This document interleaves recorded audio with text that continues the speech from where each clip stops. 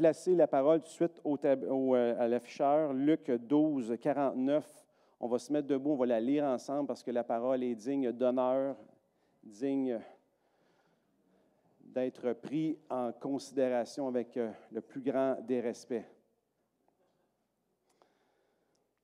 Lisons-la ensemble, attends un petit peu, Luc 12, 49 et 50. Lisons-la ensemble, attention. « Je suis venu jeter un feu sur la terre. Combien je voudrais qu'il soit déjà allumé. Il y a un baptême dont je dois être baptisé, et quelle est l'angoisse pour moi jusqu'à ce qu'il soit accompli. » Second 21. J'ai sauté quelques centaines d'années, là. Bon. Prions ensemble. Alléluia. Merci Seigneur pour ton feu. Merci pour ton esprit que tu es venu jeter sur nous. Et ce matin, je crois que tu répands ce feu dans cette assemblée, l'assemblée des justes, et que tu rempliras la mesure de ceux qui ont faim et soif de toi. À la mesure de leur attente, à la mesure de leur soif, à la mesure de leur foi, tu rempliras cette mesure. Répands ton feu, Seigneur. Ouvre les yeux de ceux qui sont encore voilés. Touche le cœur de ceux qui sont peut-être tiédis. Fortifie celui qui est faible ce matin, qu'il soit ferme en toi, que tu puisses redresser celui qui est courbé et libérer le captif et guérir celui qui est malade. Ta parole est puissante, elle ne retourne pas à toi sans faire son effet. Nous te louons, Seigneur, pour ta si grande parole, cette parole que tu nous as donnée, qui est esprit et vie. Alléluia. Amen. Vous pouvez prendre place. La parole du Seigneur est esprit et vie. Alors ce matin, concentrez-vous sur l'Esprit de Dieu et la vie de Dieu. Souvent, quand on prêche la parole, ou parfois quand on prêche la parole, on peut sentir les vagues de l'Esprit qui déferlent sur nos vies. Surtout dans la première rangée, on est premiers à l'attraper. Alors recevez ce matin l'Esprit et la vie. Le Seigneur dit aussi qu'on va être comblés à la mesure de notre foi. Alors ce matin, si on vient avec une mesure grosse comme une cuillerée à thé, on va recevoir gros comme une cuillère à thé. Mais si tu viens avec un panier de 90 litres, bien, tu vas être rempli de 90 litres. Alors, le Seigneur veut stimuler notre foi. Quand on vient à l'Église, préparez votre foi. Ayez un esprit d'attente, un esprit de désir. Je viens pour rencontrer Jésus. Je ne viens pas pour voir un homme en avant, mais je viens pour rencontrer le Seigneur et je vais être touché par lui. On doit venir de façon, avec un esprit de foi et d'attente et non de façon habituelle, routinière et religieuse. Donc, je suis venu jeter un feu. C'est une série de 2 messages. Le premier ce matin, le prochain, la suite dans un mois. Donc, je suis venu jeter un feu. Au ciel, Jésus est entouré de feu. Alors, imaginez Jésus avant de venir sur la terre. Il est au ciel, il se promène avec le Père, avec le Saint-Esprit, avec les anges, et Jésus brûle de feu. Il est lui-même feu. Il n'est pas le Dieu du feu, il est le Dieu de feu. La flamme l'environne. Il est animé de feu, un feu de sainteté, un feu de pureté, un feu de passion pour les âmes, un feu de compassion, un feu de puissance, un feu de révélation. Jésus est rempli de ce feu dans les cieux. Et là, il vient sur la terre. Dieu l'envoie. Le nom de Jésus, c'est le Oint, le Messie, l'envoyé de Dieu. Alors Jésus est au ciel et avant de descendre sur la terre, il ouvre son coffre d'outils et il met du feu. Il y a déjà le feu en lui, mais il y a ça dans son sac à dos. Il descend sur la terre, saute en parachute, il arrive sur la terre, mais dans son sac, il y a du feu. Et son désir, son plus grand désir est « Je suis venu jeter un feu ». C'est le plus grand désir de Jésus. Je suis venu jeter un feu sur la terre. C'est son plus grand désir sur les hommes et les femmes, sur moi et toi, sur nous. Et combien je voudrais qu'il soit déjà allumé. Ça, c'est le cœur de Jésus. C'est son plus grand désir. Et combien je voudrais qu'il soit déjà allumé. Donc, Jésus était sur la terre. Il était rempli de feu, débordant de feu. Il avait son petit paquet d'allumettes dans les poches, puis il avait hâte de jeter l'allumette. Mais il ne pouvait pas jeter l'allumette tout de suite, mais son cœur désirait que ce feu soit allumé. Mais il ne pouvait pas l'allumer tout de suite. Pourquoi? On voit dans le verset 50, « Il y a un baptême dont je dois être baptisé. » On ne parle pas du baptême dans l'eau du Jourdain, on parle du baptême de la croix. Jésus devait être baptisé dans la mort et dans la résurrection. Et quand on se fait baptiser dans l'eau, on s'identifie à ce baptême-là, la mort et la résurrection de Jésus. Alors Jésus a dit, « Je suis venu jeter un feu, j'ai hâte qu'il soit allumé, mais je ne peux pas lancer l'allumette tout de suite parce qu'il faut que je passe par la croix.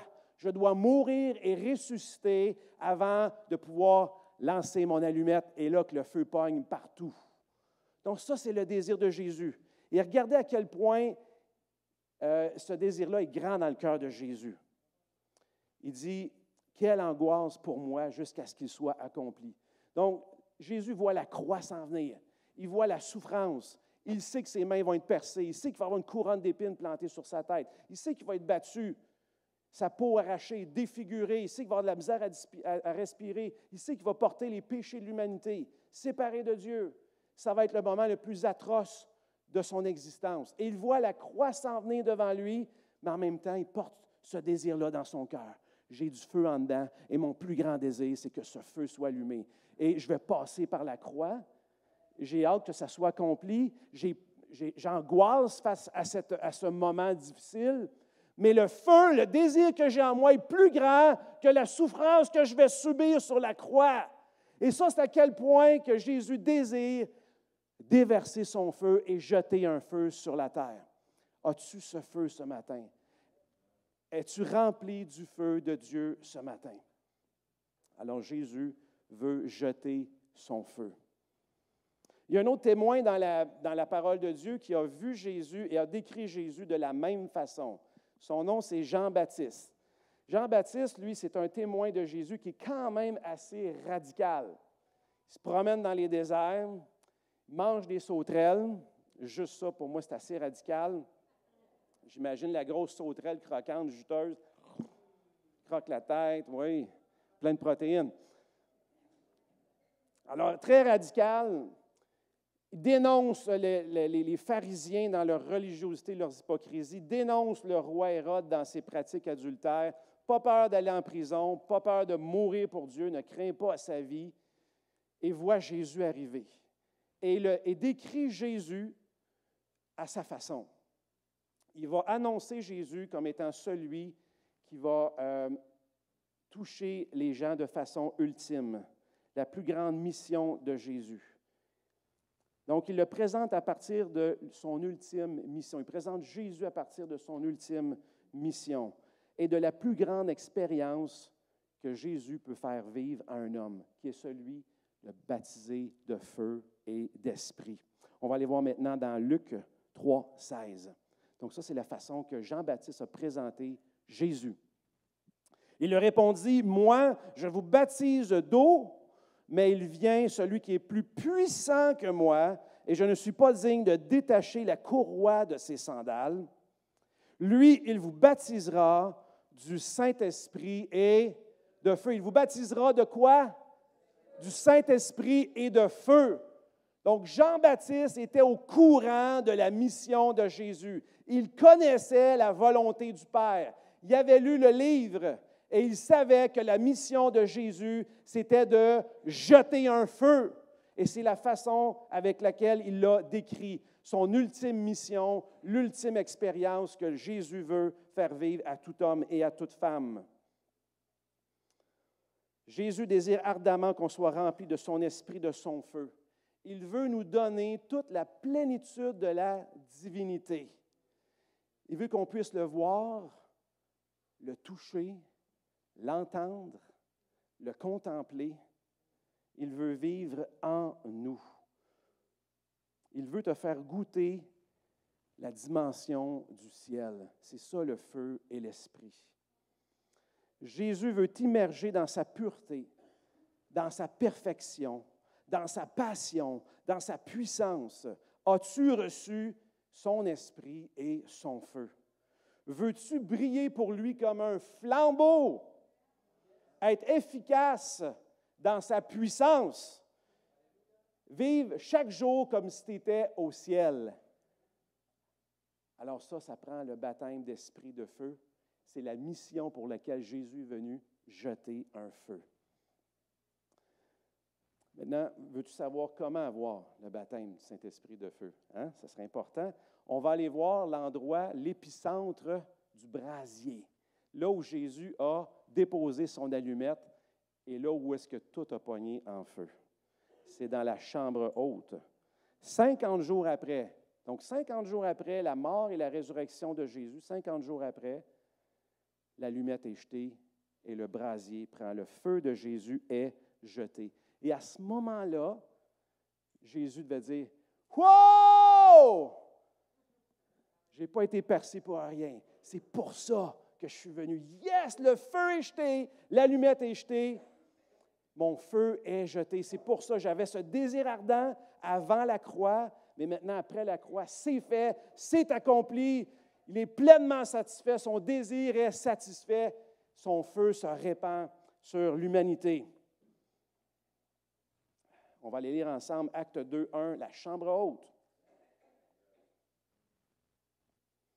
Quand la Pentecôte, le jour de la Pentecôte arriva, ils étaient tous ensemble au même endroit.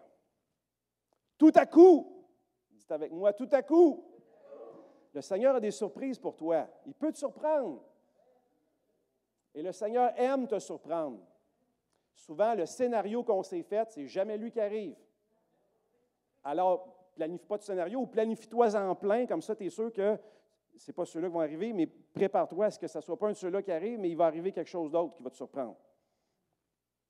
Tout à coup, ils étaient tous ensemble au même endroit. Il vint du ciel un bruit, comme celui d'un vent violent qui remplit toute la maison où ils étaient assis. Des langues qui semblaient de feu leur apparurent, séparées les unes des autres. Et elles se posèrent sur chacun d'eux. Et ils furent quoi? Tous! Chacun d'eux, tous. Ça veut dire tout le monde, 100%. Tous remplis du Saint-Esprit se mirent à parler en d'autres langues, comme l'Esprit leur donnait de s'exprimer. Je pense que le Seigneur a vraiment un bon pourcentage d'efficacité. 120%. Dans l'Ancien Testament, il y en aurait juste 12 qui auraient été baptisés, l'élite. Mais dans le Nouveau Testament, c'est 100%. C'est tout le monde. Est-ce que tu vois la volonté de Dieu à ton égard? Le baptême d'Esprit Saint de feu n'est pas pour une élite, et pas pour des chouchous, des favoris. Il est pour toi aussi. Il est pour tout le monde. C'est le désir de Jésus. Il est mort sur la croix pour ça. Il t'a vu sur la croix. Il a désiré jeter son feu sur toi. Il t'a vu lorsqu'il était sur la croix. Il l'a fait pour toi afin que son feu et son esprit soient sur toi. Alors ne manque pas ce privilège. Ne laisse pas passer tout ce que Jésus a acquis pour toi.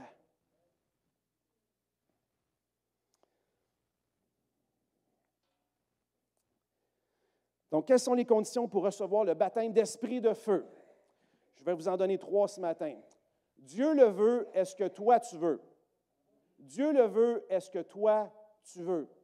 Donc, Jésus, après sa mort et sa résurrection, il a passé 40 jours avec ses disciples, les a enseignés sur les choses qui concernent le royaume. Les disciples demandent à Jésus, « C'est quand que le royaume va arriver? » Fait que Jésus n'a même pas répondu à leurs questions.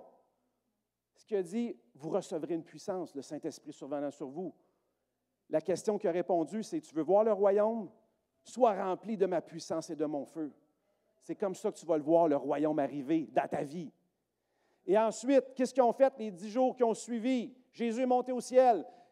10 jours, sont en attente pendant 10 jours avant la Pentecôte. Est-ce qu'ils ont été dans une chambre, jouer au paquet voleur, ou au Uno, ou au Monopoly, ou regarder des films? Non. Ils persévéraient dans la prière et les supplications. La parole de Dieu nous dit dans Actes 1,14 qu'ils étaient tous ensemble d'un commun accord. Premièrement, déjà là, c'est un miracle. Souvent, un commun accord, c'est difficile d'avoir ça dans l'unité. Oui, ça prend le commun accord. Ça prend un désir de tout le monde. Pas juste un qui brûle, qui est en feu, puis le reste, c'est entouré de glaçons. Là. Tout le monde a un commun accord. On doit être en feu ensemble dans l'unité, dans un même désir, une même soif, une même foi ensemble. Amen. Ils étaient là tous ensemble d'un commun accord et ils persévéraient. Ça, c'est une autre difficulté, un autre miracle, parce que des fois, quand les sentiments ne sont plus là, les spots ne sont plus là, les feux d'artifice ne sont plus là, la fumée n'est plus là, bien, pour plusieurs personnes, le Seigneur n'est plus là non plus, fait qu'ils lâchent. Ils sont bien boostés, le thermomètre est dans le plafond le dimanche matin, mais rendu au lundi matin, oups, on recommence la routine, c'est un bain de glace. Ils persévéraient dans la prière.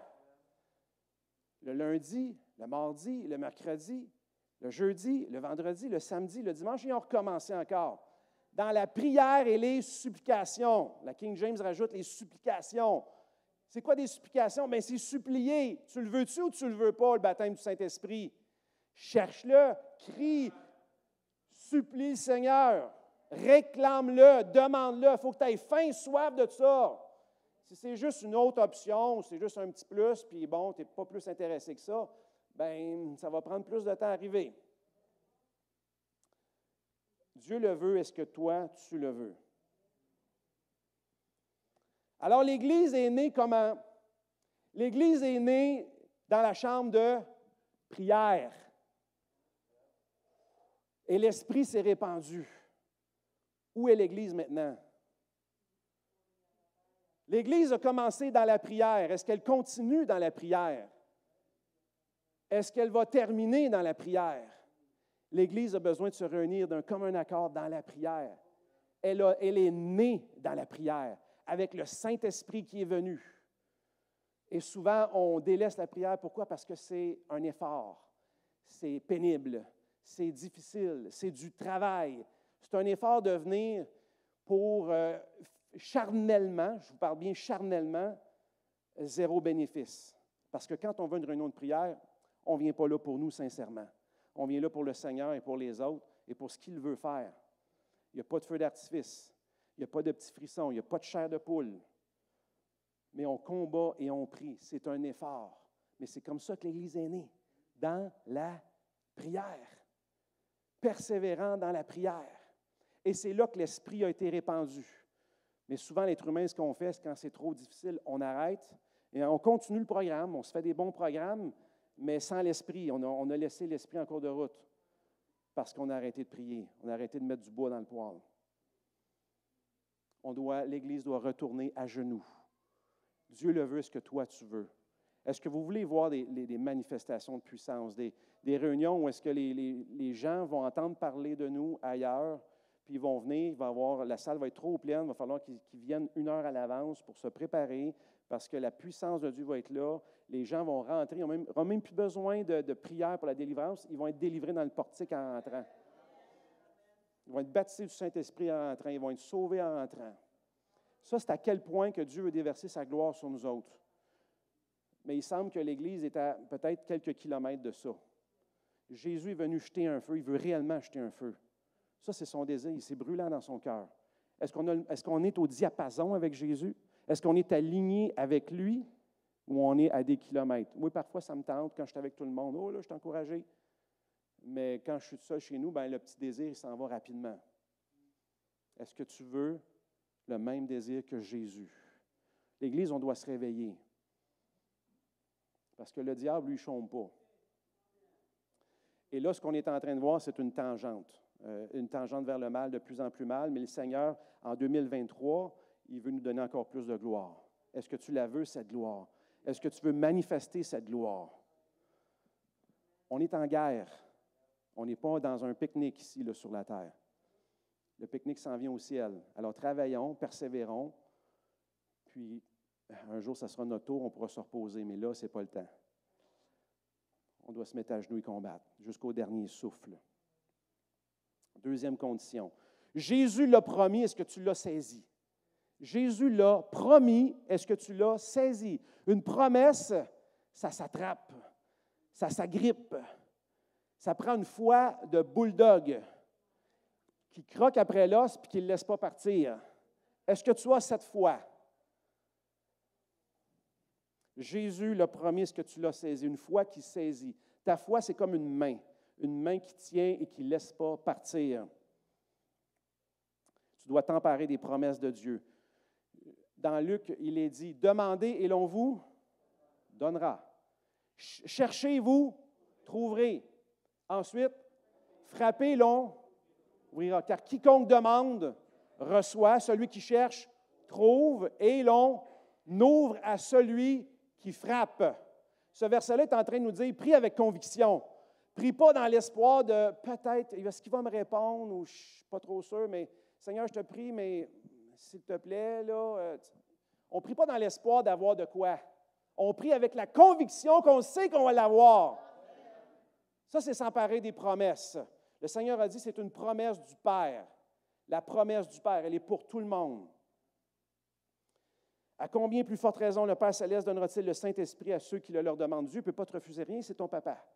Mais il faut que tu sois acharné. Et est-ce que vous voyez l'intensité dans la prière? Demander, c'est facile. Seigneur, j'ai besoin. Seigneur, donne-moi. Et il y en a qui ont cette foi, tout de suite, pouf, ça va débloquer. Mais des fois, ça ne marche pas tout le temps comme ça. Des fois, il faut chercher. Pourquoi je ne l'ai pas? Est-ce que tu as abandonné à la première étape de demande? C'est facile de demander. Il y en a qui abandonnent. Je n'ai pas reçu. Ah, c'est plate, je n'ai pas reçu. Dieu ne veut pas me le donner, ce n'est pas sa volonté. Est-ce que c'est vrai? Non, Dieu veut t'amener plus loin. Il veut t'amener à la maturité et la stature de Jésus-Christ. Il veut faire de toi un héros comme Jésus. Il ne veut pas juste additionner plein de monde, des convertis, des petites marionnettes. Non, il veut des fils à l'image de son Fils. Et pour ça, il faut se brasser, il faut se secouer, il faut désirer. Après avoir demandé, est-ce que tu cherches? Pourquoi je ne l'ai pas reçu? Est-ce que tu fouilles dans la parole? Est-ce que tu dis au Seigneur, renouvelle mon intelligence, j'ai besoin de comprendre. Y a-t-il quelque chose que je n'ai pas catché en quelque part? Et ensuite, le Seigneur te donne une clé. Ping, la clé arrive. Il ne t'a pas donné ce que tu voulais, mais il t'a donné la clé pour y aller. Parce que le Seigneur ne le fera pas pour toi. Ensuite, ça ne marche pas. Là, il veut voir plus d'intensité de ta part. Cogne, cogne, cogne. Là, tu commences à user tes jointures. Tu commences à te faire des bleus. Là, le sang commence à couler de tes jointures. Mais à un moment donné, il va ouvrir. Le Seigneur dit d'être fatigant. Il veut voir ton intensité. Il veut voir ta persévérance. Il veut voir ta foi. Es-tu un fatigant pour le Seigneur? Dans la foi. Va chercher ta promesse. Va chercher les promesses. Comme un pitbull enragé. Croque sur l'os puis laisse-les pas aller. Ça, c'est la promesse. Mort après, désire-la. Et ensuite, saisis-la et va jusqu'à l'obtention de la promesse. Si tu veux le baptême du Saint-Esprit, c'est ça. Troisième condition, quand Dieu te touche, ouvre ta bouche. Quand Dieu te touche, ouvre ta bouche. Dieu ne le fera pas pour toi.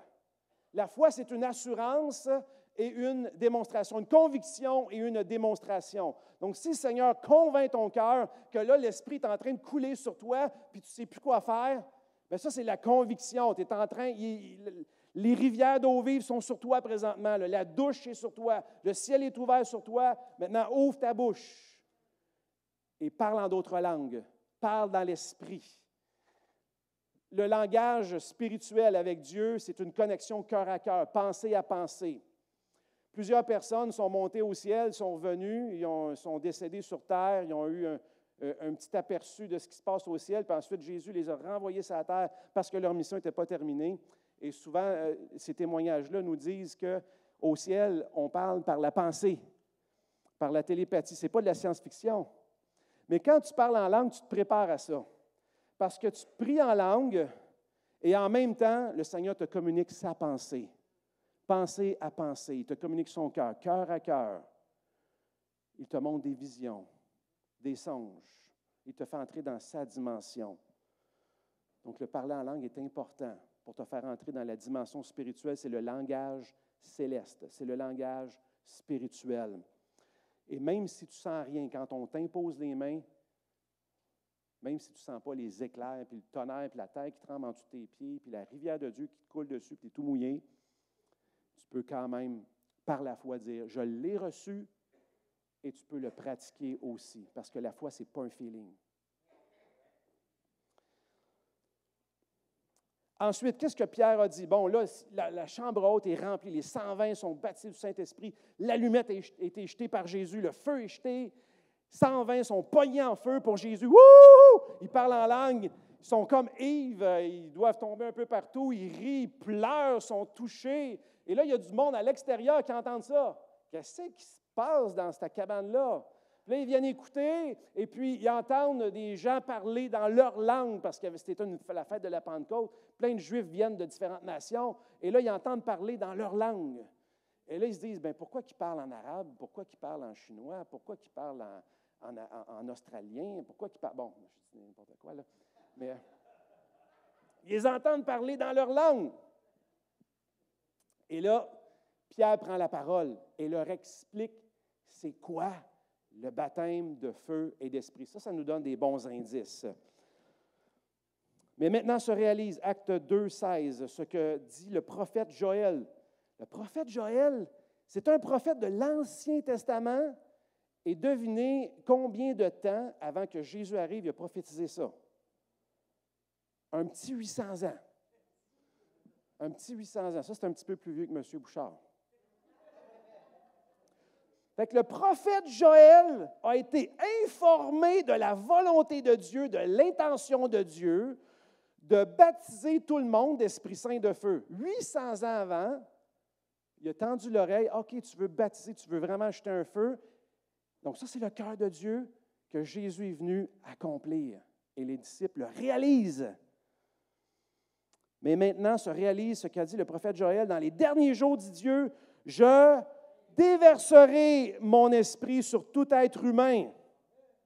Vos fils et vos filles prophétiseront, et vos jeunes gens auront des visions, et vos vieillards auront des rêves. Le baptême du Saint-Esprit te fait entrer dans une autre dimension, dans la dimension spirituelle, surnaturelle, invisible. Ce n'est pas une dimension qui est charnelle, ce n'est pas une dimension qui est matérielle, mais c'est une dimension qui est spirituelle. Et comme Dieu te donne 5 sens, les yeux, l'ouïe, l'odorat, le goûter, le toucher, de la même manière, spirituellement, tu as ces 5 sens et tu dois développer ta sensibilité dans le monde spirituel. On poursuit, verset 18. « Oui, sur mes serviteurs et sur mes servantes, durant ces jours-là, je déverserai de mon esprit et ils prophétiseront. » Le baptême du Saint-Esprit transforme ta bouche en la bouche de Dieu. Dieu veut te donner l'autorité d'un prophète que tout ce que tu dis va s'accomplir. Et les gens autour de toi vont craindre ta parole parce que ce n'est pas ta parole, c'est la parole de Dieu. Je ferai des prodiges en haut dans le ciel et des signes miraculeux en bas sur la terre, du sang, du feu, une vapeur de fumée. Le Seigneur veut te faire entrer dans une dimension surnaturelle. Parce que le royaume de Dieu, ce n'est pas juste des paroles, mais c'est une démonstration de puissance. Et nous voulons démontrer cette puissance. Le soleil se changera en ténèbres et la lune en sang avant l'arrivée du jour du Seigneur, ce jour grand et glorieux. Alors toute personne qui fera appel au nom du Seigneur sera sauvée. Et ça nous parle qu'il va y avoir de la persécution. La lune qui se change en sang, la lune qui représente l'Église et qui se change en sang, le soleil va être obscurci. La bonne nouvelle va tenter d'être étouffée par le système de ce monde. Mais ceux qui sont baptisés du Saint-Esprit vont réussir à passer à travers la persécution et ne seront pas écrasés, ils ne seront pas dominés, mais cette flamme-là va les garder jusqu'au bout. Amen. Alors, nous avons besoin du baptême d'Esprit Saint et de feu qui va nous aider à surmonter toute difficulté, toute épreuve et toute persécution, toute tribulation. On s'en va dans Acte 2, 37 maintenant. Après avoir entendu ce discours, ils eurent le cœur vivement touché. Et ils dirent à Pierre et aux autres apôtres, « Hommes frères, que ferons-nous? » Là, ce qui vient de se passer, c'est que Jésus, dans la chambre haute, a pris son allumette de feu parce qu'il a dit, « Je suis venu jeter un feu sur la terre, mais ô combien que j'aimerais qu'il soit jeté et allumé, mais je ne peux pas, je ne suis pas encore mort ressuscité. » Mais là, après sa mort, sa résurrection, 50 jours plus tard, à la Pâque, il jette son feu dans la chambre haute. Il y en a 120 qui pognent en feu pour lui. Mais ensuite, Pierre se lève et prêche la parole haut. à la foule qui était devant lui. Et là, qu'est-ce qui arrive? C'est que le feu qui était dans Pierre se communique à la foule des 3000 qui sont devant lui. Donc, Dieu veut t'utiliser pour communiquer son feu. Tu es un agent de son feu. Et son feu qui brûle en toi, si tu l'entretiens et si tu le nourris, va être transmis aux autres. Ça, c'est la volonté de Dieu pour ta vie. Dieu veut que tu sois en feu. Il a jeté un feu sur toi, mais pas juste pour que tu fasses comme un beau petit feu de camp juste pour toi, personnel, à la maison. « Hey, c'est-tu le fun? Je me réchauffe les mains. Hey, c'est-tu beau le feu? Je suis content, merci Seigneur. » Puis là, tu le gardes pour toi, mais tu ne le répands pas. Le Seigneur veut que tu sois en feu, il veut que tu alimentes ce feu et veut t'utiliser pour le transmettre. Donc, Pierre le transmet à 3000 personnes. Et il leur dit, « Repentez-vous!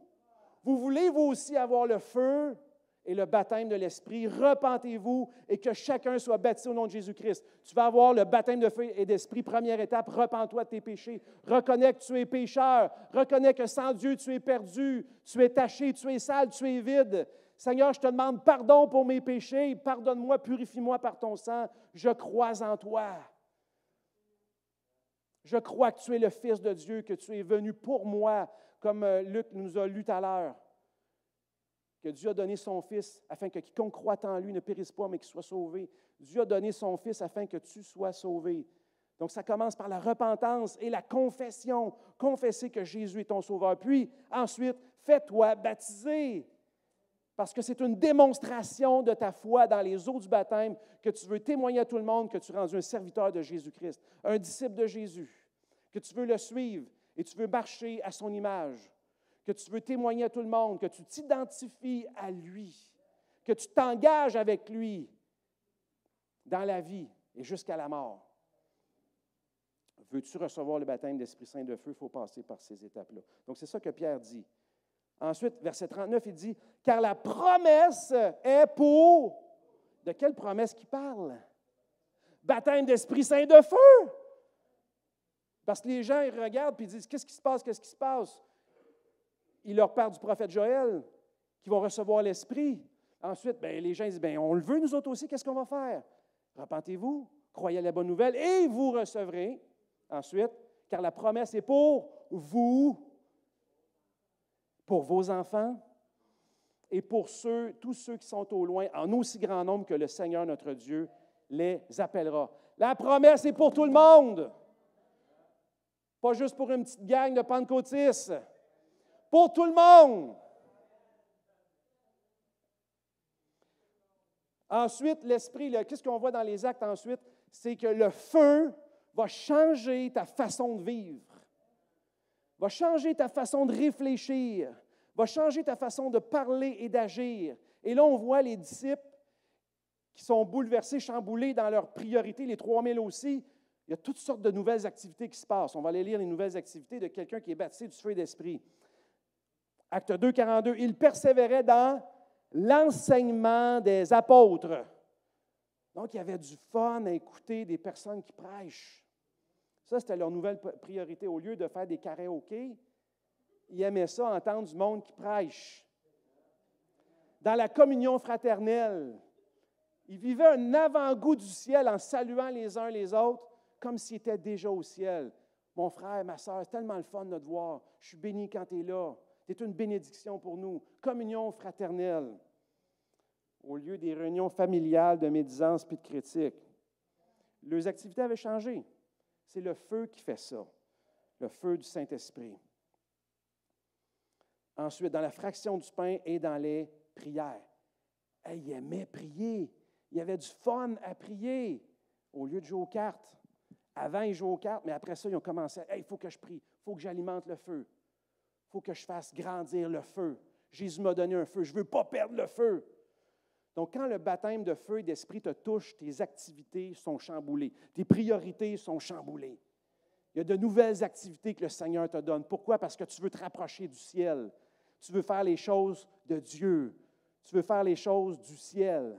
Tu veux avoir la mentalité du ciel. Tu t'entretiens de ces choses-là. La crainte s'emparait de chacun. Dites avec moi, la crainte. Et il se faisait beaucoup de prodiges et de miracles par les apôtres. Donc, le baptême d'Esprit Saint et de feu va t'emmener dans une manifestation de puissance et de miracles. Des guérisons, des signes, des prodiges. La guérison va devenir courante et facile pour toi. La délivrance aussi. Ça va être du gâteau, ça va être un plaisir pour toi, un petit dessert. Tu vas chercher ça, ça va être ton plaisir. Voir une âme être sauvée, tu vas courir après eux autres. Ils vont s'enfuir de toi, ils vont te trouver fatigant. Donc, le baptême d'esprit de feu te met le feu aux bottines.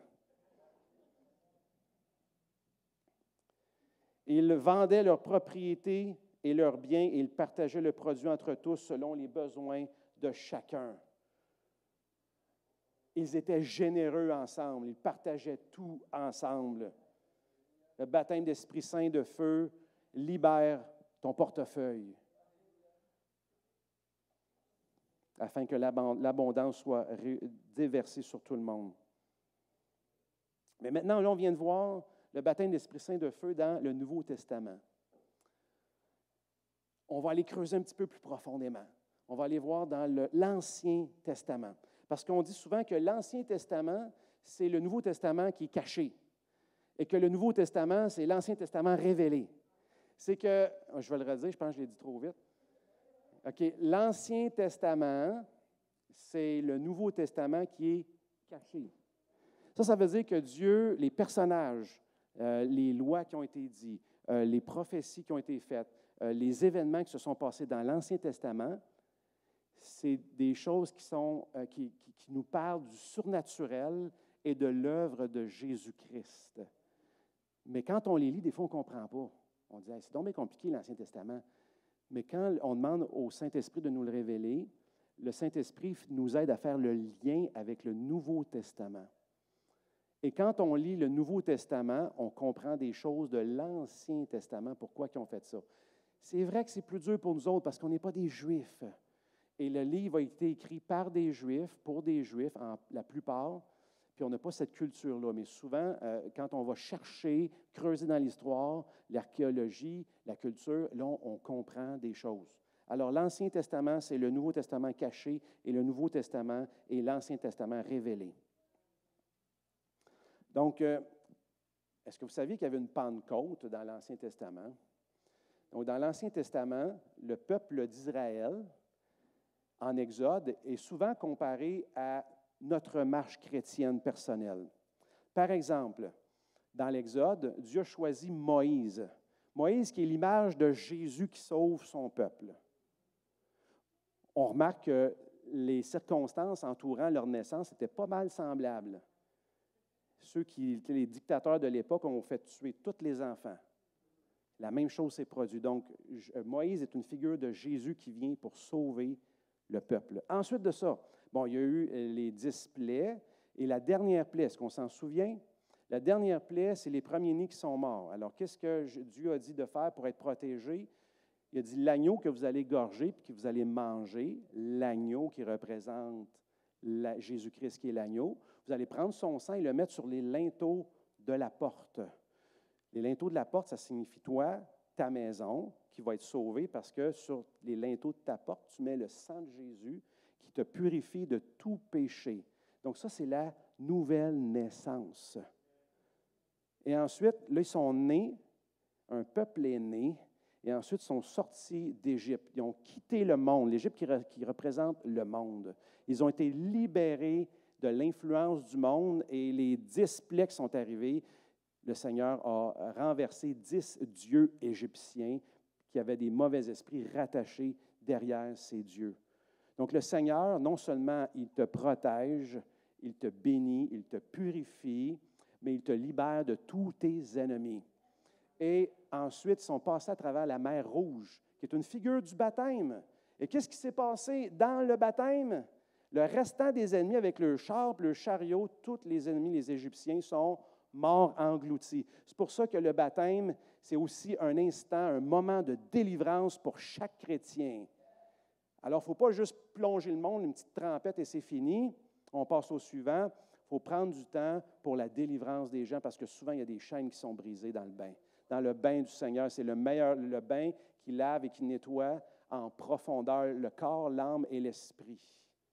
de toutes les impuretés. On meurt, notre vie passée meurt et on ressuscite en Jésus-Christ. Donc, la traversée de la mer Rouge qui est figure du baptême. Ensuite, ils se sont mis à louer Dieu.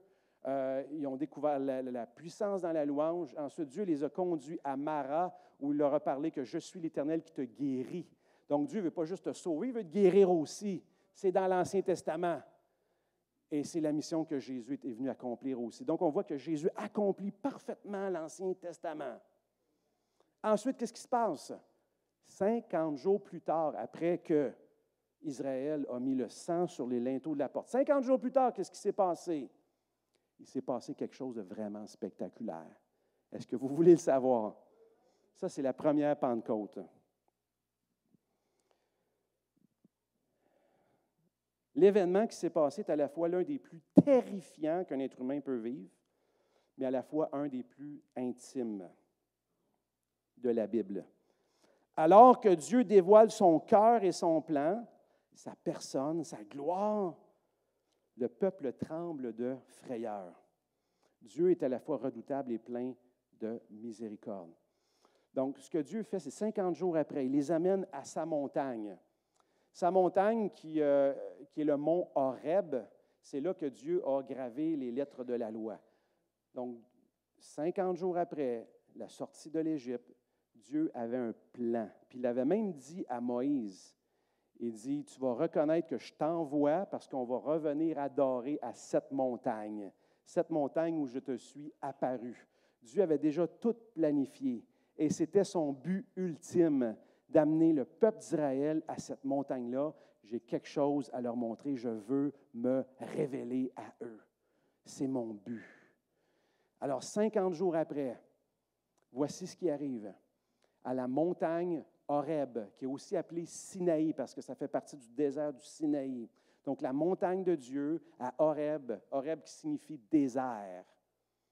Donc, à cette montagne-là, Dieu parle à Moïse et dit, là, dans 3 jours, je te demande de convoquer tout le peuple devant la montagne.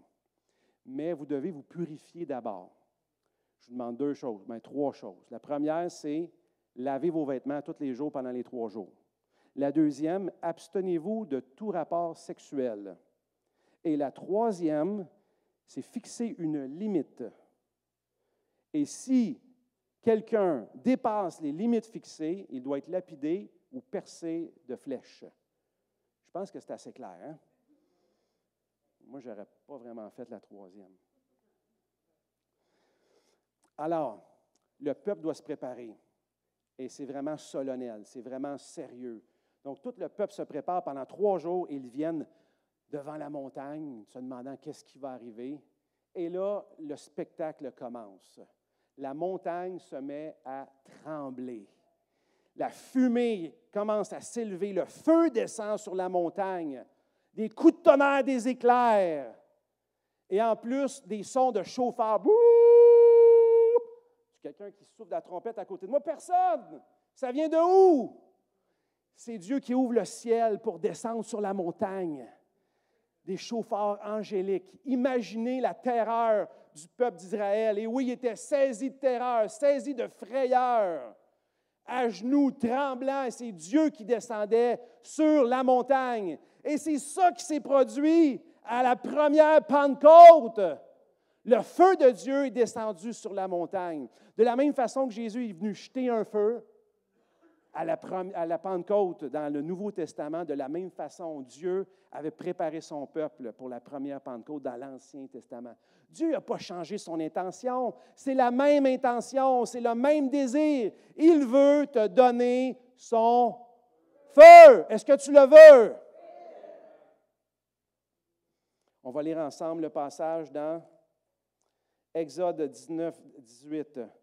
Le mont Sinaï, où le mont Horeb était tout en fumée parce que l'Éternel y était descendu au milieu du feu et cette fumée s'élevait comme la fumée d'une fournaise. Aïe, aïe! Toute la montagne tremblait avec violence et le son des trompettes retentissait de plus en plus fortement. Moïse parlait et Dieu lui répondait à haute voix. Alors l'Éternel descendit sur le mont Sinaï, au sommet de la montagne. L'Éternel appela Moïse à y venir et Moïse y monta. Donc, dans l'Ancien Testament, dans le Nouveau Testament, Jésus a dit, « Je suis venu jeter un feu, et oh, comme j'aimerais qu'il soit jeté. » C'est le désir du Père qui transportait dans son cœur, parce que Dieu n'avait pas changé d'idée encore. Dans l'Ancien Testament, c'est ça qu'il a fait. Puis ensuite, il a envoyé son Fils pour le répandre sur tout le monde, pas juste sur une montagne, mais sur des personnes, sur toi puis moi. Maintenant, on s'en va plus loin dans le temps encore, 40 ans plus tard. 40 ans plus tard, à l'entrée de la terre promise. Donc, c'est écoulé 40 ans, et Moïse va relater cette histoire, va raconter cette histoire, parce que Moïse a saisi quelque chose dans cette histoire, quand il est monté voir Dieu. Et là, il révèle la profondeur du baptême d'Esprit Saint et de feu. Qu'est-ce que ça veut dire? Pour lui, on le voit dans Deutéronome. On va aller voir dans Deutéronome 4, 11. Vous vous êtes approchés et vous vous êtes tenus au pied de la montagne. Donc, il rappelle les événements qui se sont passés. La montagne était embrasée et les flammes s'élevaient jusqu'en plein ciel. Il y avait des ténèbres, des nuées et de l'obscurité. L'Éternel vous a parlé du milieu du feu. Et vous avez entendu le son de ses paroles, mais vous n'avez pas vu de représentation. Donc, on a entendu juste sa voix, mais on n'a pas vu d'image. Vous avez seulement entendu une voix. Et il a proclamé son alliance qu'il vous a ordonné de respecter les 10 commandements. Il les a écrits sur les 2 tables de pierre. Et on saute au verset 24 maintenant. En effet, l'Éternel, ton Dieu, est un feu dévorant et un Dieu jaloux. Alors, ce que Moïse a compris, a reçu sur la montagne, c'est que Dieu ne voulait pas juste faire un bon show de boucan pour impressionner le monde, faire trembler le monde. C'est que Dieu lui-même est un feu.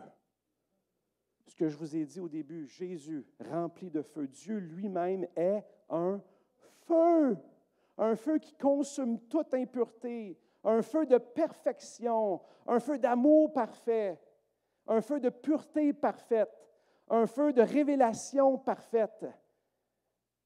Dieu est un feu. C'est un de ses noms. Il s'appelle Jéhovah Esh pour feu et Akal pour dévorant. Dévorant, c'est un feu qui consume tout. C'est un feu qui est continuel. Ce n'est pas un feu ponctuel, mais c'est un feu qui est continuel. Et trop souvent, les chrétiens, on se comporte comme si on était dans l'Ancien Testament. On vit des événements, puis ensuite, on se fait un certificat, on accroche ça sur le mur, on est fier de ce qu'on a accompli, puis ensuite, le feu s'éteint, on oublie. Mais le Seigneur, dans le Nouveau Testament, ce n'est pas juste une montagne qui a mis en feu juste une fois, puis il faut que tu t'en rappelles le restant de tes jours. C'est un feu qui est continuel en toi, que tu dois alimenter, grandir dans ce feu et progresser dans ce feu. Donc, ce n'est pas une expérience qui est ponctuelle, mais c'est une expérience qui est continuelle. Ça, c'est le feu dévorant. C'est le nom de Dieu, Jéhovah Esh Akal. Et on sait que les noms de Dieu dans la Bible révèlent la nature de Dieu, la personne de Dieu. Donc, Jéhovah, c'est « je suis », « il est ». Il était, il est, il sera. Il est tout le temps comme ça. Il ne changera pas. C'est sa personne, c'est sa nature. Il est un feu. Et pas juste un feu que tu regardes et tu trouves ça beau. C'est un feu dévorant. C'est un feu qui touche tout le monde. Et il n'y a personne qui peut s'échapper de ce feu-là. Esh Akal, un feu continuel. Et le baptême d'Esprit Saint de feu, c'est ça. C'est que tu reçois le Dieu de feu.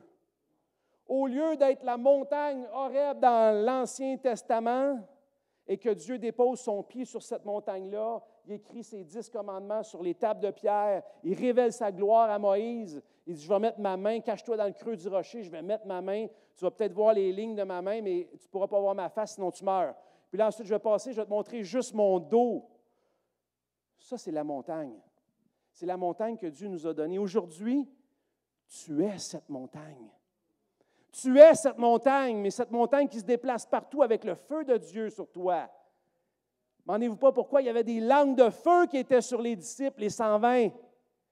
C'était des mini-monts Horeb en flammes pour le Seigneur. Es-tu ce mont-là, avec la gloire de Dieu qui s'est révélée sur toi, en toi, et qui écrit les lettres de la loi en toi, non pas des lettres qu'il faut lire et puis pratiquer comme des religieux, mais une lettre que c'est le Saint-Esprit qui va te révéler et qui va transformer ton cœur, va transformer tes pensées, ta mentalité, afin que tu sois semblable à lui. Le plan de Dieu, ce n'était pas juste qu'on soit des petits mignons, des petites représentations, juste des petits soldats, des petites... Non, il veut qu'on soit semblable à lui. Tout ce que Dieu t'a donné, tout ce qu'il est, il te l'a donné. Il veut te partager toute sa personne. On n'est pas des petites marionnettes ou des petits pantins. Jésus veut te partager tout ce qu'il est, il ne te manque rien. Il veut que tu sois semblable à lui. Donc Dieu est feu. Et il met son feu en toi. Quel privilège! Quel privilège! Quelle grâce! Quel cadeau! Ne néglige pas ce cadeau. Ne passe pas à côté de ce privilège. Alléluia! Et Dieu parle au milieu du feu. Dans le feu, dans la présence du Seigneur, le lundi matin, le mardi matin, le Seigneur parle au milieu du feu. C'est dans le feu que le Seigneur te parle. Des personnes qui disent « Seigneur, je n'entends pas sa voix, il ne me parle pas. » Peut-être qu'il faudrait que tu mettes un petit peu de bois dans le feu pour que ça pogne un peu plus. Repens-toi, reviens à lui, et là, tu vas entendre sa voix. C'est dans le feu que tu vas entendre sa voix, c'est dans le feu que Dieu parle. Dieu est un Dieu entier. Il s'est donné entièrement à nous, complètement. Il ne veut pas que les cœurs soient partagés. Il est un feu qui consume. Il ne partage pas sa gloire avec personne. Il te veut entier. Dieu se donne entièrement à ceux qui se donnent entiers à lui. Dieu partage sa gloire avec ceux qui le recherchent passionnément. Jéhovah Esh Akal. On va terminer avec Hébreux chapitre 12, verset 22. Verset 18.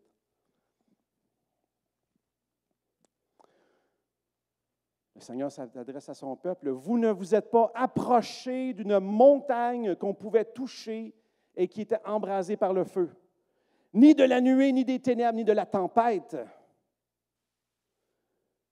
ni du retentissement de la trompette, ni du bruit des paroles, tels que ceux qui l'entendirent demandèrent qu'il ne leur fût adressé aucune de plus, car ils ne supportaient pas cette déclaration.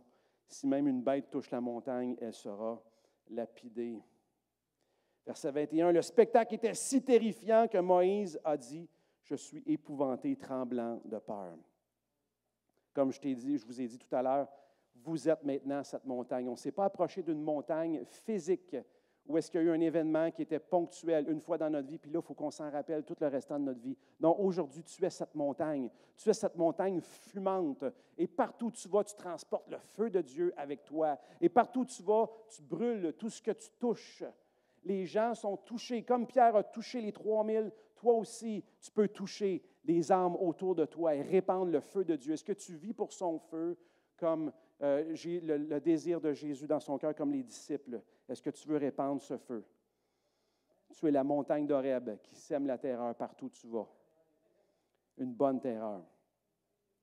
Hébreux 12, 22, au contraire, vous vous êtes approchés du mont Sion, de la cité du Dieu vivant, la Jérusalem céleste et des dizaines de milliers d'anges. En fête de l'assemblée des premiers-nés inscrits dans le ciel, vous vous êtes approchés de Dieu qui est le juge de tous, des esprits des justes parvenus à la perfection, de Jésus qui est le médiateur d'une alliance nouvelle et du sang purificateur, porteur d'un meilleur message que celui d'Abel. Donc, nous sommes entrés maintenant dans une autre dimension par notre foi en Jésus-Christ. Avec le baptême de feu et d'esprit, nous nous sommes approchés et entrés dans la montagne, la nouvelle Jérusalem. On a déjà accès au ciel, à toutes les promesses. On fait partie maintenant de l'armée des justes, de l'armée des sanctifiés qui ont parcouru la terre avant nous, qui ont travaillé, qui ont donné leur vie pour le Seigneur. Et maintenant, nous continuons dans leurs pas et dans leurs traces. On fait partie de cette assemblée, de l'esprit des justes, de cette famille, de ce corps. Nous faisons partie maintenant, des héritiers du ciel. Maintenant, tu as accès à toutes ces promesses.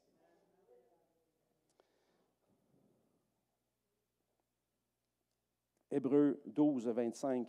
Faites attention, ne refusez pas d'écouter celui qui parle. En effet, les hommes qui ont rejeté celui qui les avertissait sur la terre n'ont pas réchappé. Combien moins échapperons-nous si nous nous détournons de celui qui nous parle du haut du ciel? Cet avertissement s'adresse au peuple de Dieu, celui qui n'écoute pas, celui qui résiste, celui qui désobéit volontairement n'est pas à l'abri. Celui qui se détourne de Dieu n'échappera pas à son feu. On ne se moque pas de Dieu. Ce qu'un homme aura semé, il le moissonnera aussi. Soit tu cèdes au feu de Dieu et tu te laisses transformer, ou soit tu résistes à son feu et tu brûles autrement. Efforce-toi d'entrer dans son repos. Et je termine avec ce verset, Hébreux 12, 26. Lui dont la voix avait alors ébranlé la terre, il a maintenant fait cette promesse. Une fois encore, je fais trembler non seulement la terre, mais aussi le ciel. Toutes les puissances des ténèbres vont bientôt être ébranlées. Les mots « une fois encore » indiquent que bien que des choses qui appartiennent au monde créé peuvent être ébranlées, disparaîtront, afin que celles qui sont inébranlables subsistent. Donc, tout ce qu'on connaît physiquement sur la terre et même dans le monde invisible sera ébranlé un jour. Et il y a juste une chose qui va rester. Regardez, c'est quoi cette chose? Verset 28. C'est pourquoi, recevant un royaume inébranlable, c'est la seule chose qui va rester, le royaume de Dieu inébranlable. Montons notre reconnaissance. Donc, Dieu nous donne un royaume inébranlable. Nous, en retour, c'est quoi notre réponse? Reconnaissance, en rendant à Dieu un culte qui lui soit agréable avec piété et avec crainte, car notre Dieu est aussi un feu dévorant. Parce que mon Dieu est Jéhovah Esh-Akal, parce que mon Dieu ne fait pas les choses à moitié, parce que mon Dieu m'a préparé un royaume inébranlable, parce que mon Dieu se donne à moi tout entier, parce que mon Dieu a fait de moi sa montagne de gloire en feu et fumante, parce qu'il a donné sa vie pour toi, parce qu'il me partage tout ce qu'il est, tout ce qu'il possède. Je veux le servir avec reconnaissance, avec crainte et avec piété. Je vous donne une petite définition rapide de la crainte et j'ai terminé.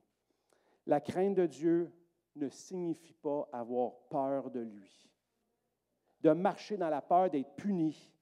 La crainte de Dieu fait partie du caractère de Christ. Alors qu'il était lui-même Dieu, la parole nous dit dans Ésaïe que le Messie portait un esprit de crainte de l'Éternel. Il est le Messie, il transporte l'esprit de crainte de l'Éternel lui-même, afin que nous aussi, on puisse le transporter. L'esprit de crainte de l'Éternel. Donc, la crainte de Dieu est un fruit du baptême de l'esprit et de feu. La crainte de Dieu, c'est de reconnaître, écoutez bien ça, la crainte de Dieu, c'est de reconnaître et révérer tout ce que Dieu est. Pas juste une petite partie, la partie qu'on veut, mais c'est de le révérer et de reconnaître tout ce qu'il est. Il est Jéhovah, Esh-Akal, un feu qui consume tout. La crainte produit le désir de lui plaire constamment et l'aversion de lui déplaire. La crainte de Dieu nous éduque à marcher dans la sainteté et nous enseigne comment penser, parler, agir, être et réagir. Fermons nos yeux ensemble.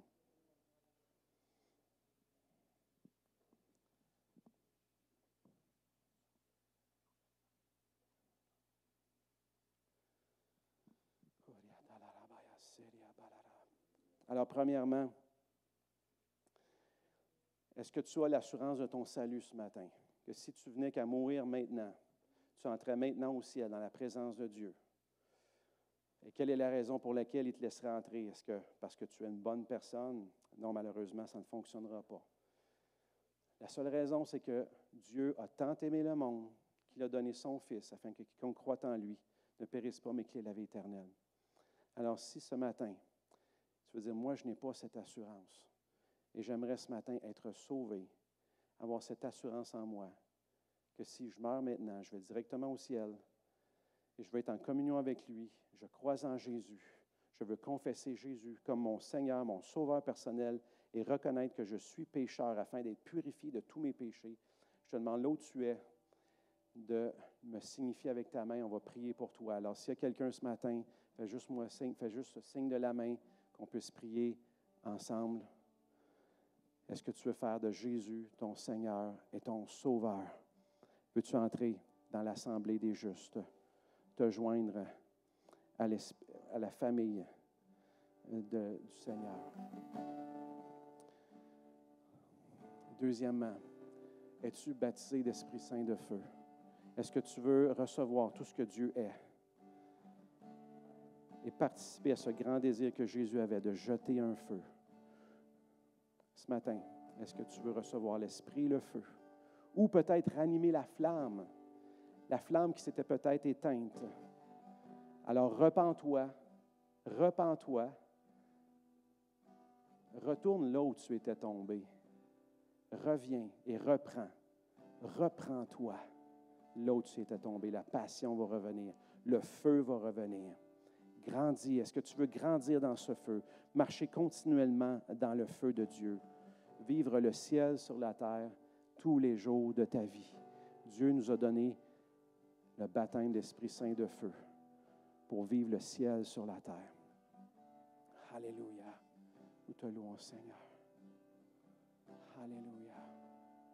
Combien Dieu est grand, chantons-le, combien Dieu est grand. Tous verront combien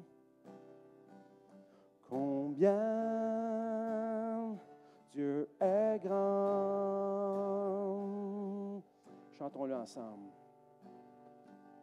Combien Dieu est grand. Chantons-le, combien Dieu est grand. Tous verront combien Dieu est grand. Alors ce matin, je veux inviter les assoiffés de Dieu, les affamés de Dieu qui veulent le baptême d'Esprit Saint de feu. Avance-toi ce matin, je vais imposer les mains à ceux qui s'avancent. Au moment où je place les mains, j'impose les mains, le feu de Dieu descend sur toi. L'Esprit de Dieu, le feu de Dieu descend sur toi. Ce n'est pas juste des paroles, mais c'est de la puissance. C'est la volonté de Dieu. La volonté de Dieu le Père, la volonté de Dieu le Fils et la volonté de Dieu le Saint-Esprit, que tu sois baptisé d'Esprit Saint et de feu. Et au moment où le Saint-Esprit vient sur toi, ouvre ta bouche et commence à parler. Et ensuite, poursuis dans ta vie. Continue dans ta vie.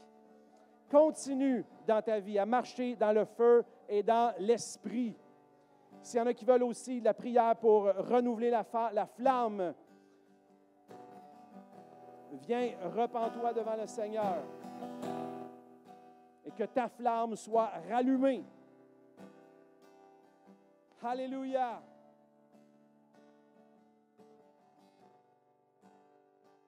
Combien Dieu est grand!